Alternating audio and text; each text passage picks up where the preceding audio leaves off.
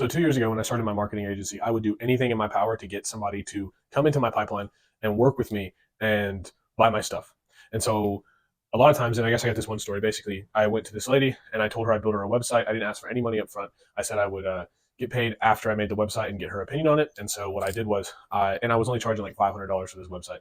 I built the website for her, and then I came to her 10 hours later after I'd spent all day building this website. It was just like a landing page and a thank you page and like one other page. And I came to her and she said, I don't want it anymore. It's too expensive. And there were 50 reasons as to why she needed my website over hers. Her website was trash, and I explained it to her, and she agreed with me, but she still wasn't willing to pay $500 for my service. Flash forward to now, we charge a lot more than $500. We actually charge a lot more than $2,000 for a website. And the reason why is because we know the results we can get. Our thing is good, and we've learned how and why to raise our prices. And so that's exactly what I want to talk about in this video. If you don't know who I am, my name's Steven. I help entrepreneurs and like-minded individuals grow their brand, grow their company, all that shit. Here we are. If you like this kind of content, go ahead and click the subscribe button. I make videos usually every day. Sometimes my upload schedule is kind of weird, but yeah, I make videos pretty often. So the first thing I want to go over is the 3 reasons as to why you need to raise your prices. And then after that, I'm going to go over the 7, I think I have 7 hows on how to raise your prices. So the first reason number 1 you need to raise your prices is you need to create a higher barrier of entry for your thing. And this is actually the most important one to me, is that having a high barrier of entry lets all the shit talkers and the price shoppers and the bullshitters out of the door. If you're charging $3 a square foot for your flooring, you're going to get price shoppers. If you're charging $10 a square foot, you're not going to get price shoppers. And 9 times out of 10, the people who need to look around and they need to think about it and figure it out, talk to their wife, they're not going to buy your service, and they don't want to buy. They just wanted to see what the price of your service was and if it could possibly even like be lucrative enough for them to buy it. And that's the problem. And then when you get those people in the door, the amount of money you're charging, let's just say you're in a marketing agency and you're charging $500 for your services, which is 9 times out of 10 what I see in a lot of agencies is they'll charge $500 for literally everything. And here's the problem is when you charge $500, that guy is going to be picky. He's going to want you to fix the website. He's going to want you to change and critique the ads. He's going to want you to do all sorts of stuff that's extra. You're going to spend more time on it, I promise. In my personal experience, I've worked for people for cheaper, and every single time every time I worked with someone for a cheap price, they always had some resistance when I was trying to do my thing. It is imperative that when you are doing a transaction that you and the customer stay out of each other's way. Because the only way for this thing to work is for you to do your job because you know what you're doing, and for them to let you do your job because they trusted you and that's why they hired you. If you go at a lower price, they're not going to trust you and they're going to be picking at you the entire time. And so that's why raising your prices has a higher barrier of entry, because I've experienced this in my personal life too. When I charge people more, they just say, all right, that's cool, and they send over the wire or they pay the transaction. But the lower the price, the more likely they are to bullshit. So that's the first one. The second one is it gives people a feeling of value. It makes people feel like your thing is more valuable. I'm just going to put your value increases.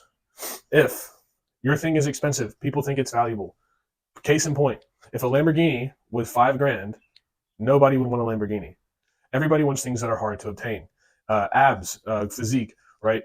You can't get a physique. You can't buy a physique. Your physique is a direct physical manifestation of your discipline, of the time you spent in the gym and the hours and hours you spent working on it. So when people have abs, they're like, that's impressive. And so that's why you should raise your price, because then it's more valuable. It is valuable. Abs, it takes the price to get abs is eating healthy and doing ab workouts every single day repetitively for months and months and months and losing weight and all this stuff. There's a price tag attached to getting abs. And so when you have them, people are like, that is a very valuable thing. I can't believe you have that. Right? And so if you're a flooring company and you do a good job and you raise your price, then you have raised the perceived value in that person's head. And we're going to talk more about that on the hows. But I kind of just wanted to make that one very brief. The next one is people get better results. So your customers get better results when your price is higher. Why? Because they treat the thing better. If you are selling floors, just an example, and you sell it for $2 a square foot versus $10 a square foot, the $10 a square foot, if someone pays, I don't know, $5,000 or what, 1,000 square foot house, let's just say it's 1,000 square foot house. So they pay $10,000 for your service, right?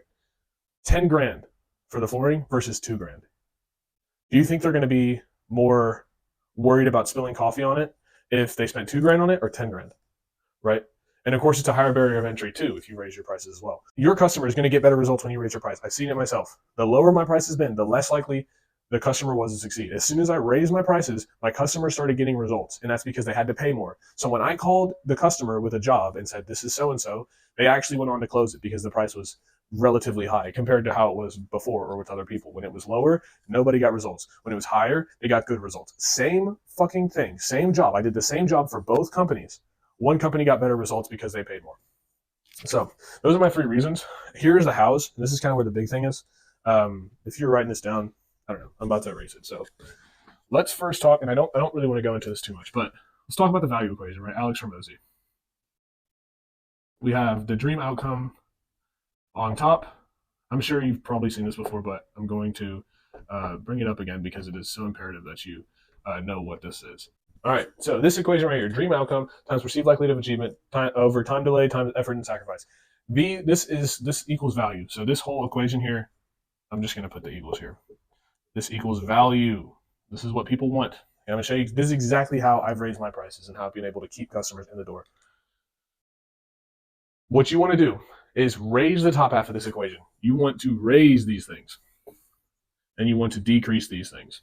So if we have two services, one is get a gym membership versus liposuction, there's a big difference, and it's why it's so much more expensive. Liposuction is more expensive because all you have to do, the effort and sacrifice, is take a nap for an hour.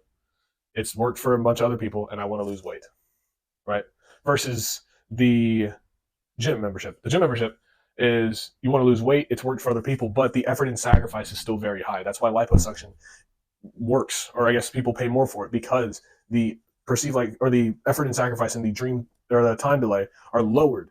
You want to lower these things. So if you can find ways to lower this bottom half and increase this top half, you're more likely to get people to see the value of your thing and raise the prices. Okay. So what I'd like to do is just sit down and think, what can I do to increase the perceived likelihood of achievement? What can I do to decrease effort and sacrifice? Maybe you can make your service delivery take less time. You can hire another hand when you go out in the field, so that way it takes less time to put up that fence, less time to put up that roof, right? That's for time delay. Effort and sacrifice. You can lower the amount of effort that they have to put in. Maybe, like if you're a roofer and you expect them to go talk to the insurance company, like maybe figure out a way where you can just talk to the insurance company. They don't have to say anything. If you have, I don't know, that was just an example, but perceived likelihood of achievement. How can you prove to them that it's worked for hundreds of other people? How can I increase that perceived likelihood of achievement? Can I have pictures and testimonials on my website? Can I have Google ads and reviews, or sorry, Google reviews and Facebook reviews and pictures on Facebook and TikTok and a billboard in my city, which I wouldn't get a billboard, by the way. If you have a billboard, get rid of that shit. It's pointless. Dream outcome. How can I raise the dream outcome? What do they really want? What psychological desires can I attack and help them feel better about this thing, right? How can I increase the dream outcome? I wouldn't increase it too much. You don't want to go too far psychologically and try to tell people that, oh, well, if you buy my thing, you'll never have to work a day in your life. Because then when they have to work, they're going to be pissed and they're going to ask for their money back. That was, I don't know like what you would be offering for that, but you get my point. Or if you're doing any sort of construction work for somebody and you say like flooring, if you get this floor, then your neighbors will be jealous. Like, I think that's too far. If you can make it very clear that this is why you need new flooring, the dream outcome is you want your house to look nice and you want to increase the value of your house. Maybe you've never mentioned that to anyone, that it can increase the value of their property. So why wouldn't you want that if it can increase the value of your property? So that's the first one. I'm just going to, and that I don't want to go too deep into that one because I feel like everyone's heard the fucking Hormozi shit. So I'll just write number one, value equation. And then number two is actually about, this is like, it gets more tactical now. Number two, and I just want to make this very clear. The last one I'm going to talk about is fucking fire. Like, this is the most important one. This is the way to raise your prices. The way. This is how I raise my prices. The last one is that, but all these other ones help that as well. But just make sure you stick around to the last one. I'm not just saying that for fucking clicks. I'm so dead ass. All right, number two is price anchor with PIFs. Now, if you're unfamiliar, a PIF is paid in full. Okay, so what I like to do, and this isn't the price of my service, but let's just say it is, right? Let's say my service is 15 grand, right? For a month of, or I guess let's just say 3 months of service. So my service is 15 grand quarterly, right? So if it's 15 grand quarterly, that's my price anchor, right? If you got to think about what you want first. Let's say I'd like realistically a good price point for my service would be $6,000 a month. Let's just say this is not the price of my service, but let's just say I wanted $6,000 a month, right? So price anchor with the quarterly, get people to believe in the quarterly, and then come down to the monthly. And see, the thing here is this would be an additional $3,000. If they pay in full, they get $3,000 off, right? Or like, here's another one. This is like something that I saw from Alex Ramosi kind of recently. If you have like a $2,000 service and you want to increase your price to $3,000, what you do is you hop up over the $3,000 and go to $4,000 for the price of your service, and then you do two 2K payments. And so instead of increasing your price by 50%, you've increased it by 100%. But then you can price anchor, like you price anchor at this price right here. You wanted $2,000 originally. Now you're raising your price because you respect yourself. And then you're still getting that $2,000. Except you're getting an additional $2,000. And they still, like in their mind, they're still only paying $2,000, right? Up front. And so, especially if you can get them results before they have to pay the second one. So if it's like a monthly thing, or you're doing something for a month and your thing is $4,000 for the month, if during like week 1 and then week 2, 3 and 4, and then on the first week, this is when they pay the first $2,000, and then on week 4 or week 3 is when they pay the second $2,000. If you can deliver results, if you can increase the value equation in these first 2 weeks, increase value in the first 2 weeks right here, they're not going to have any problem paying this thing, especially if your service helps people make money, right? So if you can guarantee somebody that they'll make $5,000 in the first 2 weeks, then they shouldn't have any problem paying you $2,000 on the third week, right? So this is price anchoring. Like you want to get people to believe that your price is very, very expensive. You want people to believe that it's going to cost a lot more than it is. And so if you piff your service and you say, yeah, well, I did the estimate and I looked at your roof and it's going to cost you $20,000, right? But since we, do insurance and we do a deductible and it's only, 5% of the cost, it's only going to cost you $1,000 today. But you price anchored at $20,000. They believed it was going to cost them $20,000 out of pocket, and you price anchored at $1,000. That works with roofers or anything you need insurance for. But even if you're not a roofer and you're a flooring company, you price anchor them at $15,000. And then when they say, "Oh, that's a lot for me," you can say, "Awesome. Well, what we can do is we can do, again, this is the pay in full is $15K, and you should obviously give them a reason to do the pay in full. So the pay in full is a discount, right? Okay, you can't pay in full, completely understandable. How about we take $3K today, 10K at the end, or whatever, let's say $3K today as a down payment, and then you pay $7K in a week, and then $7K, or $7K over the next 3 months. So in the next 3 months, day one they have to pay $3K, and then over time they pay more. Now you're getting an additional $2,000 off of this, right? But you're price anchoring with this paid in full, and you still have to give a reason for people to pay in full. You have to give them incentive to pay in full. So you can say, yeah, we can split out the payments, but you got to pay more money. This is how it works, right? Another way too, this is just kind of off the top of my head. If you can do a credit check on somebody, depending on their credit, you can maybe give them discounts. So I've never done that before, but I know that works. So say your price is $15,000 for your thing, but they can pay it over the next 3 months. You can do a credit check, and if their credit's good, you can lower or raise the price, and just tell them that's how you justify it. Is like, I did a credit check. This is how much the service is going to cost. My next one is discounts. But let me make this very clear. I can't stand discounts. I don't like discounts because people get discounts very wrong, in my opinion. So here's your business. This is your business. This is called a funnel. If you're unfamiliar, this is what a funnel looks like. And there's usually about 4 stages in your funnel. And so at the top of the funnel, this is where you are bringing in your customers. This is where your customers are coming from. Whether they're coming in from Facebook ads, word of mouth, whether they're coming in from YouTube, wherever they're coming in from, right? A lot of times, what I tend to notice is that up here is where a lot of marketing companies, construction companies, everyone I see ever likes to offer discounts up front. So their Facebook ad will say free estimate, which is a fucking joke. If that's your offer, fix that shit. Everyone has free estimates. You're not special. So it says free estimates plus $250 off if you sign up today. So what ends up happening is, this is your Facebook ad. You are now attracting this dummy over here who in his brain doesn't want to spend the money. Like, this guy does not want to spend the money. He looks at your thing negatively. He does not want to buy your thing. The guy that actually wants to buy your thing, the guy that has money and that's willing to fucking spend it on your thing, sees that and thinks you're full of shit. And what happens is the guy that should buy, this is the guy that should buy. This is James, the guy that should buy. He doesn't fill out your ad, but Jerry does fill out your ad, and he goes into your funnel. And what happens is he gets to the bottom of the funnel, learns that, well, the service is $5,000, and you get a $250 off.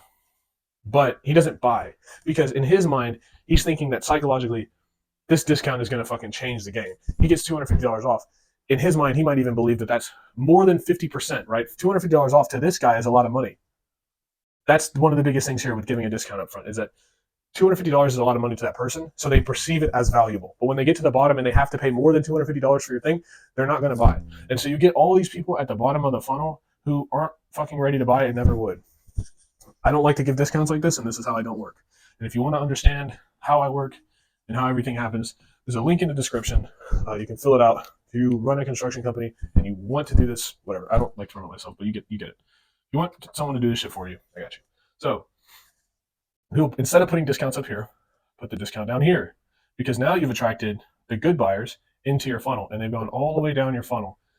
And now you say, if you show up, or if you agree to do this after we've done, like, you go to the estimate. This is like probably where you're giving the estimate, or I guess right here is where you're giving the estimate realistically, and at the bottom is where they buy. But say right here you're giving the estimate, and while you're there, you say, awesome, like, are you ready to get started? And like, oh, well, I don't know. You say, well, that's perfect. Look, I got a lot going on. I got a lot of people in my pipeline. We got a lot of work that we're doing. I can give you a discount if you get started in the next 3 days. That way they're more likely to buy right there. That's why discounts are so important. But again, do not put discounts at the top of the funnel, which is very, very big. Like, don't ever forget that. And no one else is going to tell you that, seriously. The next one, guarantees. It depends on what you do. But quite frankly, I don't really like guarantees, but I'm going to bring them up anyway. Because there's all this like cookie cutter fucking offer generation crap that's annoying. If you run a marketing agency and your guarantee is you get results or you don't pay, or you get your results or you get 2 times your money back, most people are going to think you're full of shit and that you can't get the results. That's why I don't offer guarantees. My guarantee is that you will get calls. I guarantee, like, look, you want to know my guarantee? My guarantee is that either it will work for you on this side or it will not work, or somewhere in the middle. That's my guarantee. All right. It's a fucking amazing guarantee because it only works as well as you work. But if you've raised your prices and you price anchored and you've done all this stuff and you're not a marketing agency, which you probably aren't if you're watching this video, hopefully, your guarantee should be that, we can come back and fix, and like, there's warranties behind this stuff. We can come fix your problems. Okay. This is how you can raise your price. Like, all these things are things to raise your price, right? If you give a discount, you raise the price, you give the discount, and then the discount doesn't do anything, but just say you wanted like $5,000 and then you say you get $1,000 off, just raise your price to $6,000. And then, yeah. And same thing with the guarantees is like, we offer a guarantee. And so that guarantee is that, within the next 10 years, if you have anything happen to your flooring, we can come back and fix it. These things all raise the perceived likelihood of achievement. These things raise the value of your service. That's kind of what this is all about. But giving a guarantee, like, if you don't like it, we'll come back and I don't know. I'm not a fan of that. I think it should be like, I did the service, you paid me for it. And if it messes up in the future, we can fix it. Like, I'll come back and fix it. If you run a construction company, but if you do anything online, don't, like, these guarantees with the whole, we'll work for free. Or if you don't get results, I don't know. There's just so many stupid results-based guarantees that I just don't think work. My guarantee is that you don't get a guarantee because I know my shit works. So number 5 is bonuses. So buy 1 knife, get 50 knives for free. If you can add bonuses into the thing, people are more likely to buy. You don't bring up the bonuses when you're trying to sell them the thing, right? But if you say, and here's another way you can actually increase the lifetime value of somebody. If you just do home remodels in total and you have a bonus where you can say, at the end of our service, when we're done, we'll also give you a free estimate on everything else in your house, or like, see if there's anything else that needs to be fixed if you need help with that. Or I don't know, like, if we come in and do an ADU, we will help you find an interior designer, or we have an interior design team that you can speak to afterwards, and you can increase the likelihood of achievement, the lifetime value, right? Or yeah, we make an ADU for you and we'll just install it. Like, if you want to put a TV in the ADU, we'll install the TV for you, right? Bonuses. There's a couple extra little things you can throw in there to get people to buy. The next one, I'm trying to get through these really quickly.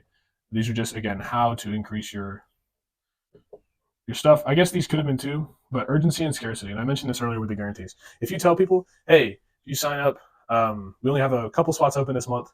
You sign up now, we'll give you a bit of a discount, and we'll guarantee that you get X, and we'll also give you this as a bonus. But again, we have limited space available. So you can tie this in with the bonuses, right? We only have 5 TV stands that we can put up for free. Like we'll give you a free TV stand with the ADU. We only have 5 of them. So that's scarcity. We don't we don't have very many. Urgency is like we don't have much time. So this is time and this is stuff. Or like quantity of stuff. Time is stuff. Urgency and scarcity. Very big. I don't want to go too much into that. You kind of understand that. The biggest thing, and I guess I probably should have mentioned this first, but we're running so long in this video, it's not funny. But the biggest way, and I'm actually just going to get rid of all this crap. The biggest way to increase the price of your stuff is to respect yourself.